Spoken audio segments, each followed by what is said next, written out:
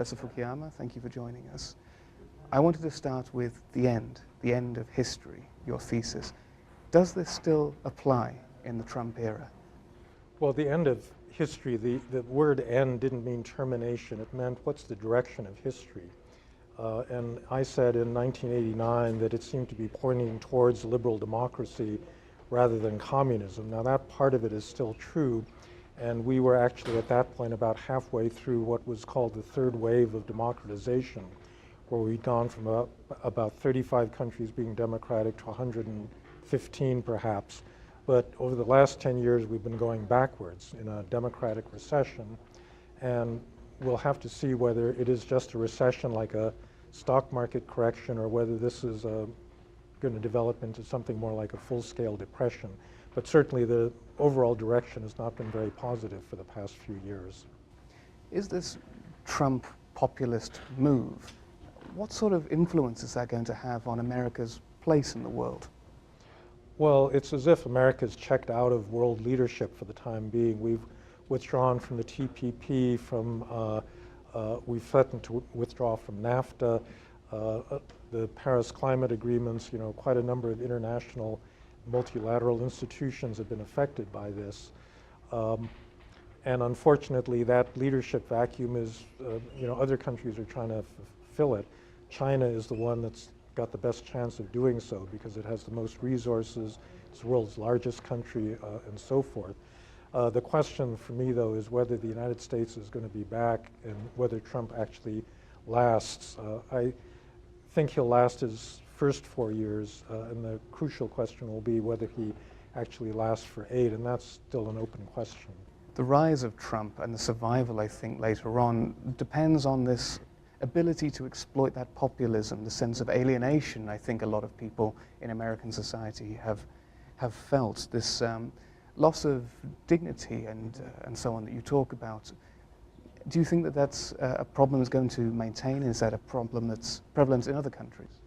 I think that everybody has a sense of resentment at not being recognized, at being seen as invisible by elites, and that's what's driving populism, not just in the United States, but in Britain and in continental Europe.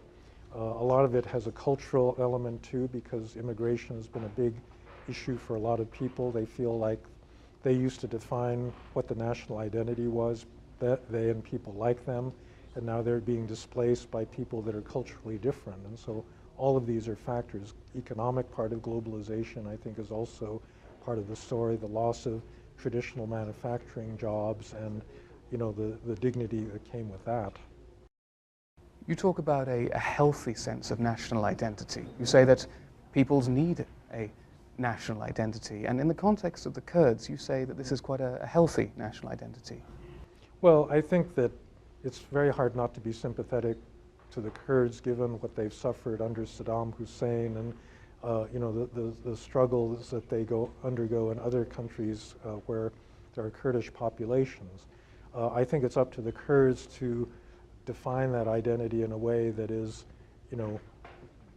neither aggressive nor, repressive of other peoples that live within, the areas that they control. And so far, I think their record has been pretty good. And they slot into the national context of Iraq, which is somewhere which has struggled with this sort of ethnic nationalism, religious nationalism, and so on. You were in favor of the war to remove Saddam initially, but you then turned against the unilateralism and the militarism that came with that.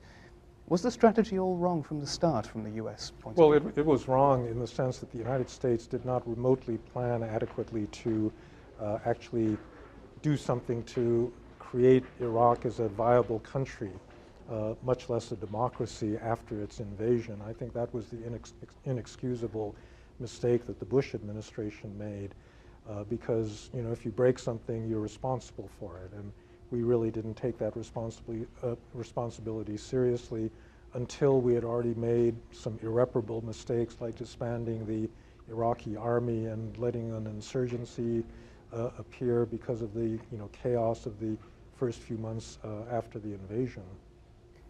Is there a fundamental misunderstanding of how the Middle East works? And are we kind of in danger of making these mistakes again with sanctions on Iran and with trade war on Turkey? Is the US still not learning from past mistakes? I think the overall American record in the Middle East is very poor. I think that Americans really don't understand I mean, I don't think there's one way that the Middle East works and that some genius can really understand it. I think what you need is an appreciation of the complexities of this region and the interplay of the different actors. I think people even living in this region get very confused by what's really happening. So I think the Saudis, for example, have been quite confused about their own region for some time. But I think what it requires from a country as distant as the United States is just to be a lot more careful and to recognize that, we really are strangers in this region and that we should, tread very carefully. I think my final question, you're quite a proponent of that Wilsonian liberalism, of a benign intervention in the world, of working through international organizations. What would you like to see the United States do from here, post-Trump, or even Trump turning in the right direction? Well, I think the United States needs to stay involved in international organizations. The World Bank, the IMF, the United Nations, all of these things are very important for world order. The Paris Climate Agreement, all of these things we need. I think that American soft power right now is critical, and it's turned against itself. The United States used to be a model democracy for other aspiring democracies around the world. Now it's a kind of negative example of a country that's turned inward and has become very selfish and self-absorbed and careless. And I think that's something we need to fix. And the only way we're going to fix that is domestically in the United States itself. Professor Fukuyama, thank you very much. Thank you very much.